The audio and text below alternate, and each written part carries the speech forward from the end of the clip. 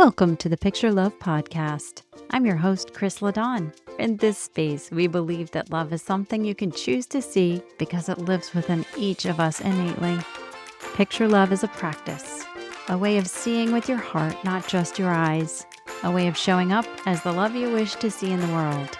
Each episode offers encouragement, soul-led conversations, and gentle tools to help you reconnect with what matters most, to live, to create, and love with more presence. I'm so glad you're here. Now let's get started. Hello, friends. If you, like me, have an abundance of incomplete projects, then this conversation is for you. I am not going to profess to be the expert. I am not going to pass judgment. I'm not going to guilt, and I'm not going to give you a to-do list. But what I am going to do is share my heart with you, share a few of the questions, a few of the answers I found, and what's brought me a lot of support and relief in hopes that somebody else today will feel supported and relieved as well.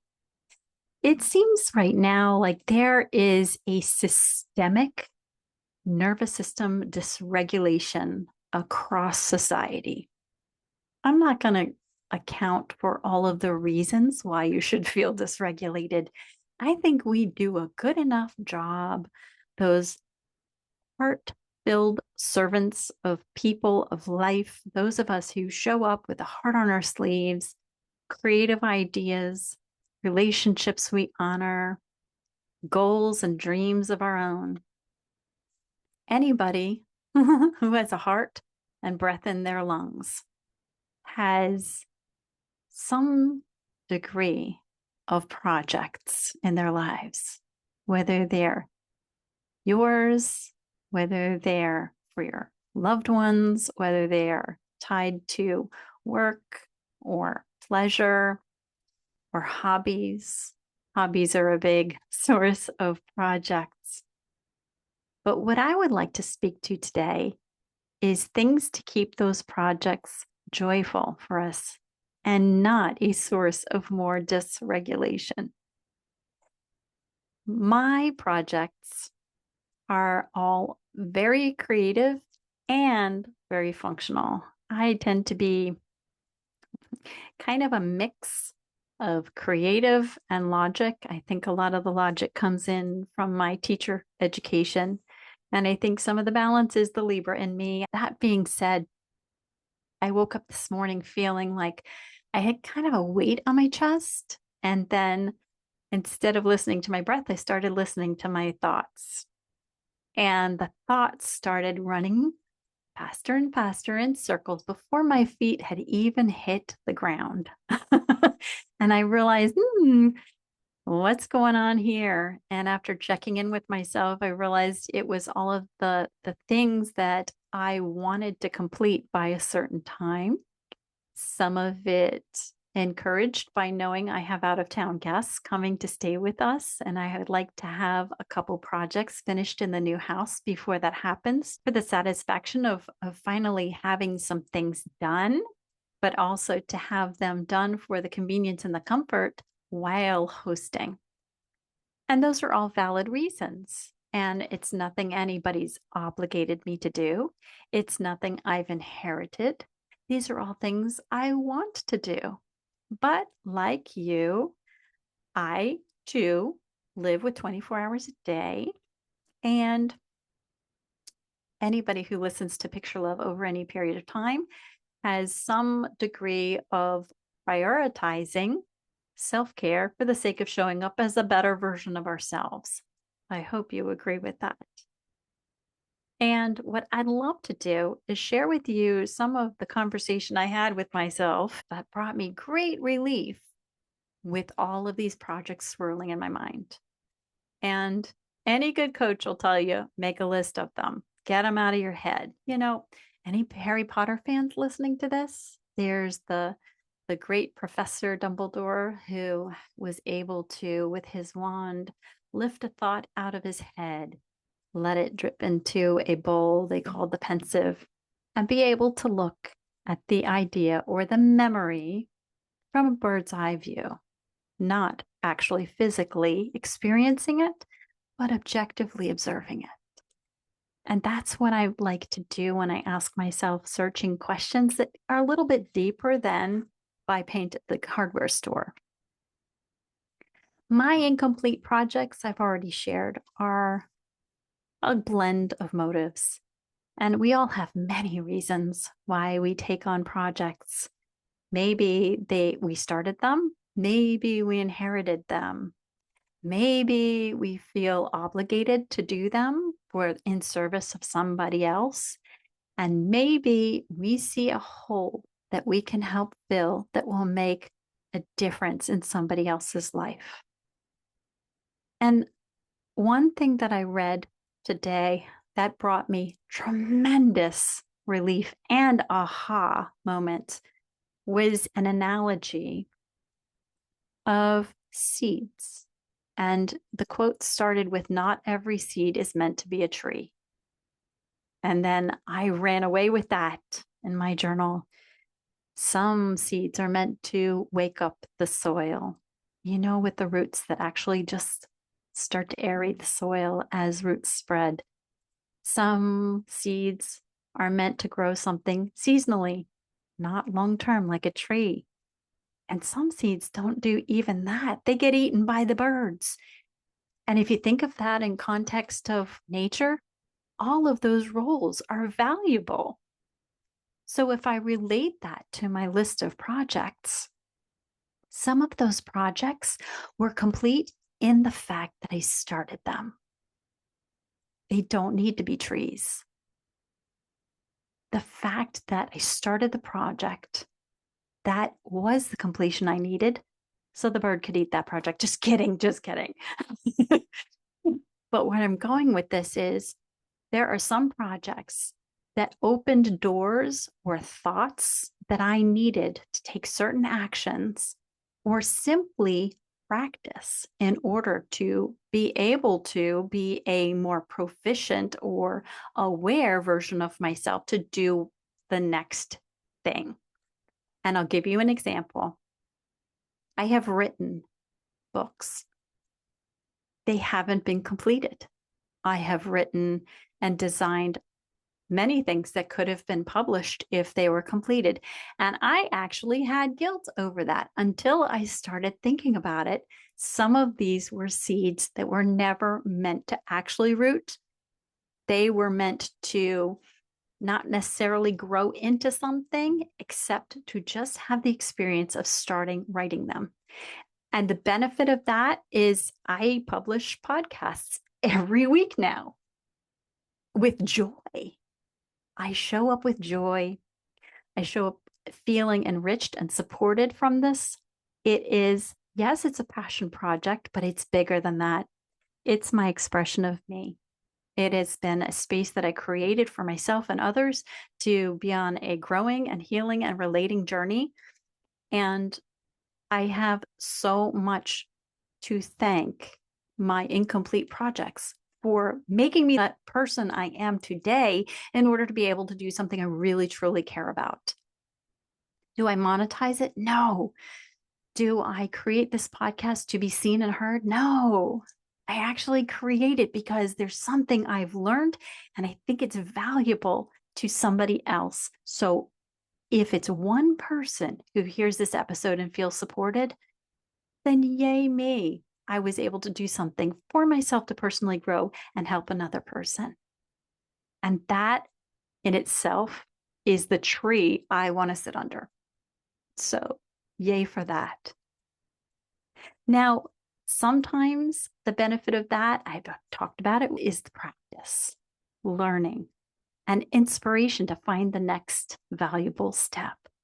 So when you're looking at those incomplete projects, maybe there's something that's just waiting to be acknowledged, not what society would label completed. And if I think about my professional organizer friends who use the 3-bucket theory, and some things are meant to be discarded and some things are meant to be donated, That donation could simply be something that is waiting to be passed on, the reins that are being passed on. And maybe you, like me, have received a tradition or project that's a reoccurring thing that maybe you find yourself in charge of this time around. I know that's true. When I was a music teacher, there were music teachers before me and music teachers after me that carried on the tradition of certain programs in the schools. And I put my own thumbprint on it, my own flavor, my own ideas, and I passed them on to the next educator who put their own ideas and creativity into it. And that was me passing the baton. And it was valuable because the role that I played at the time, I grew. Hopefully, my students grew, the community was uplifted. But then when I moved on and I left that role, somebody else stepped in, and that project continued to be carried on. And I think it's really valuable to remember that, whether it's traditions and families, those traditions, some things may stay the same, but other things can evolve. But we are not responsible for making that tradition happen year after year after year in our absence. We can leave a legacy of loving memories and creative contributions and collaborations. And that in itself is degrees of completion every time we do. So that might be the donate bucket. We could call it the legacy bucket, the something we put our print on and then passed on. And that's really, really beautiful. And then there's that bucket of keep, the items that we're not finished with, those projects that are waiting for our timing, that are waiting for that last frost to pass before we can plant it in the ground. Those projects that are waiting for the new home in order to actually be painting those walls. There's timing to everything. And by choosing what really opens up our hearts, what really speaks to us, what really does belong to us right now is one way of finding that clarity on the projects. And sometimes those projects benefit from inviting others in. That hyper independence that I was so good at for so long, I realized looking back, I was actually giving myself more credit than I wanted, because while my idea needs to be completed by me, my sentences need to be completed by me, not someone else, a collaborative project has to have space for other people to contribute as well. And we don't all have to see things the same way. We don't all have to do things all the same way. But there's something living and breathing about a project being done right now. And deciding when it's finished is entirely up to you. May we never over edit something to the point where it's never published or never shared.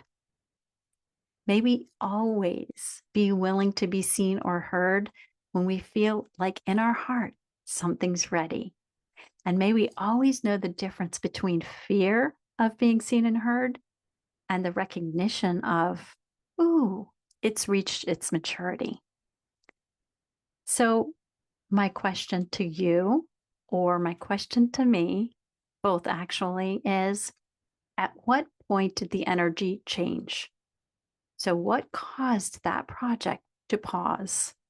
Whether it was for a day, a week, a month, a year, a decade. Something always shifts to cause a pause in that progress. Did questions of comparison come in? Entrepreneurs are constantly overthinking and overestimating, is this going to monetize? Is this good enough? Will they buy it? Will they see it? Will they want it?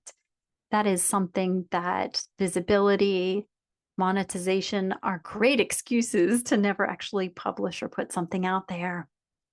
But there's so much wisdom in being able to step out in faith and being willing to show up messy for the joy of completion.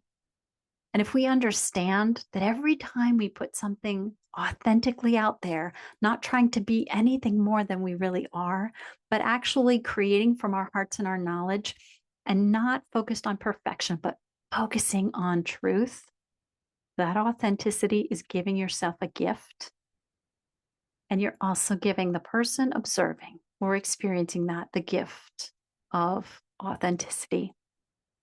That moment is information that can really propel somebody into the best possible version of themselves when they're given permission or awareness. They can give themselves permission to show up imperfectly perfect.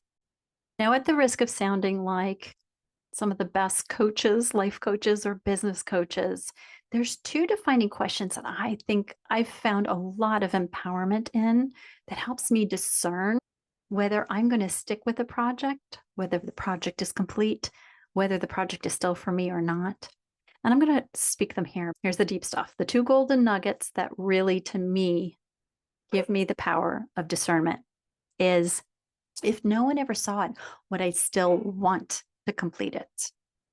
When I hear my heart and my mind say, yes, yes, yes, then I know it's something from my heart and I know it's for me and anybody else who comes along. And that's what picture love is. It's honestly something that I love to complete, even if nobody ever sees it and hears it.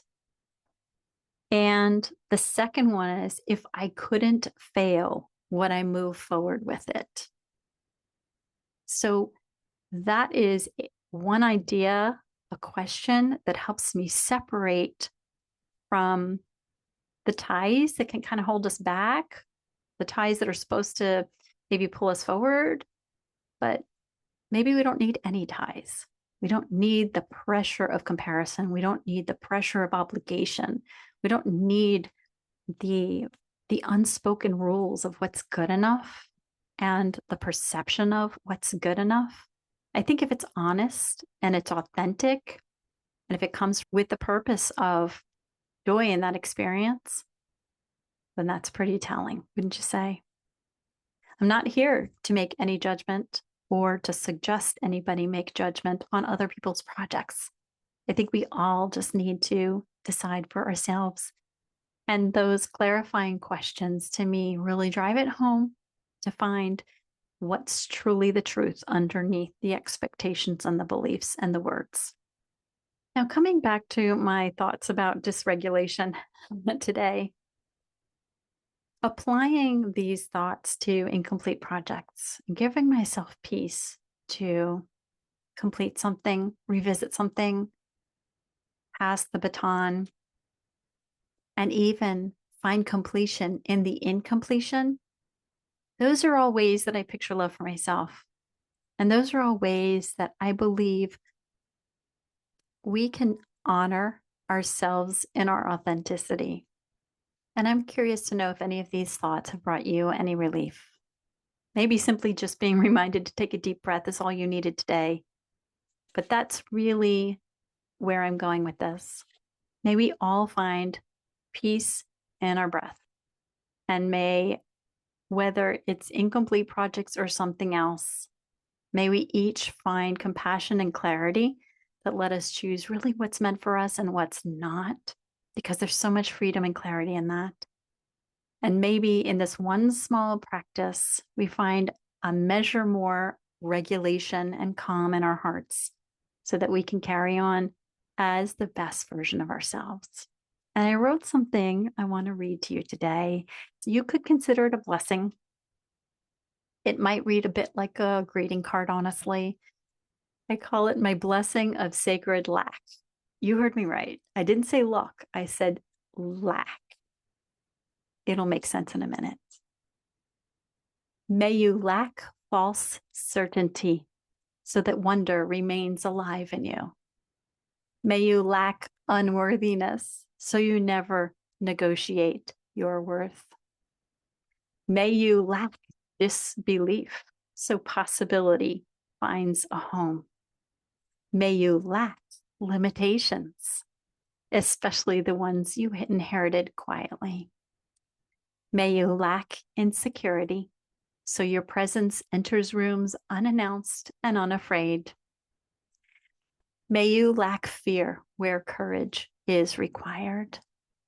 May you lack regret, knowing that every version of you did the best you knew at the time.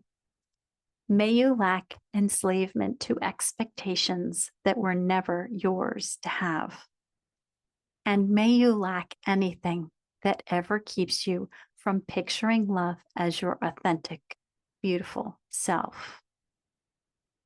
I hope there's something there that you can take away, put in your pocket, and pay forward today. And may we all wake up a bit more regulated in the best possible way. I love you. See you next time. Thank you for spending this time with me. If today's episode touched your heart, I invite you to share it with someone who might need a little extra love. Your support helps our community grow and keeps the Picture Love movement thriving. Until next time, keep picturing love.